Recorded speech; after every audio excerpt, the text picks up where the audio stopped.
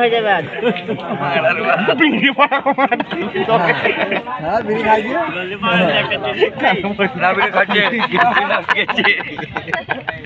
টাকার বিধি খেলা ভালো কি চালচুলোর অবস্থা খারাপ। কনকনে ঠান্ডাতেও একটি কার্পেট পেতে ঘরের বাইরে রাত কাটান। তবে এমন একজন ভিক্ষুকের বাড়ি থেকে বস্তা বস্তা টাকা উদ্ধার হবে তা হয়তো কল্পনাও করতে পারেননি অনেকেই। কল্পনা করতে পারা না গেলেও এমনই ঘটনা ঘটল বাংলায়। মুর্শিদাবাদের সালার থানার অন্তর্গত হামিদহাটি পিলখুন্ডি গ্রামে এমনই বিস্ময়কর ঘটনায় অবাক হয়েছেন গ্রামবাসীরা। ওই গ্রামে 60 বছর বয়সী এক বোবা ভিক্ষুক একাই থাকতেন, যার নাম নূর ইসলাম।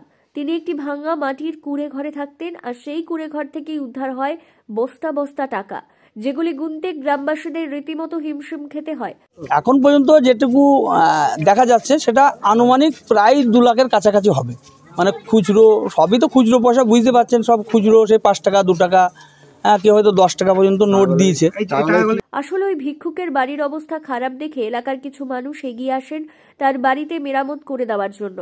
মেরামত করার কাজ চালানোর সময় গত শনিবার তার বাড়ি থেকে বস্তা, হাড়ি ইত্যাদি যেগুলি মাটির নিচে চাপা দেওয়া অবস্থায় ছিল, সেগুলি থেকে লক্ষ লক্ষ টাকা উদ্ধার করা হয়। গ্রামবাসীদের থেকে যা জানা যাচ্ছে তাতে 2 লক্ষ টাকার বেশি উদ্ধার হয়েছে। সেই টাকা দিয়ে তারা আবার ওই বৃদ্ধের একটি পাকা বাড়ি তৈরি করে দেওয়ার সিদ্ধান্ত নিয়েছেন। এই বারান্দাতে এই শীতে এই কার্পেট পেতে এই কার্পেট পেতে শুয়ে থাকতো এই শীতে। এরপরে একটা চট পেতে এই পেতে যে আলাম, এই ভাই আমাকে বলে, ভাই খ্যাপার খুব কষ্ট, আমি বাড়ির পাশে থাকি, দেখতে পাচ্ছি, কিন্তু খুব কষ্ট হচ্ছে। তা ওর একটা ওই ঘরটার কি অবস্থা, ভেঙে চুরি গিয়েছে, ও শীতে শুতে পারছে না, ওর ঘরটা একটা তৈরি করে দেওয়ার ব্যবস্থা করবো আমরা। তা সেই ভাই আমাকে বলে দিয়ে আমার আবার 2টো মুনিশ করি 3 গেলা 8 গেলা সব ফুড়ি দিলাম।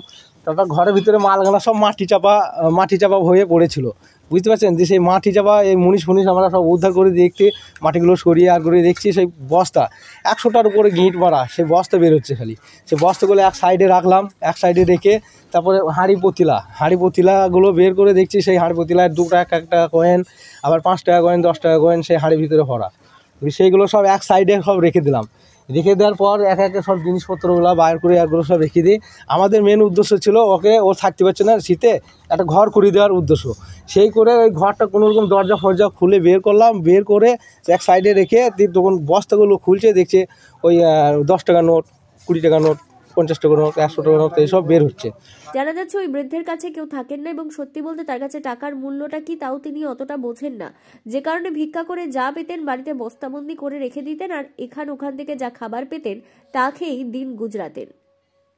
টাকাগুলোকে আমরা গ্রাম্যভাবে সব একটা সিদ্ধান্ত নিয়েছি, যেহেতু ওনার ঘরটা পুড়ে গেছে, মানে চাপা পুড়ে যাবে বলেই তো ভয় ছিল, তাই সেই ঘরটাকে পুরো একবারে একটা পাকা এক কামরা ঘর, বারান্দা পুরো একবারে কমপ্লিট, যাতে 15 দিন থেকে 1 মাসের মধ্যে কমপ্লিট করে দেওয়া যায়। কারণ যে টাকাগুলো কারো হাতে রেখে দিলে অনেকটা সমস্যার ব্যাপার এসে যাবে।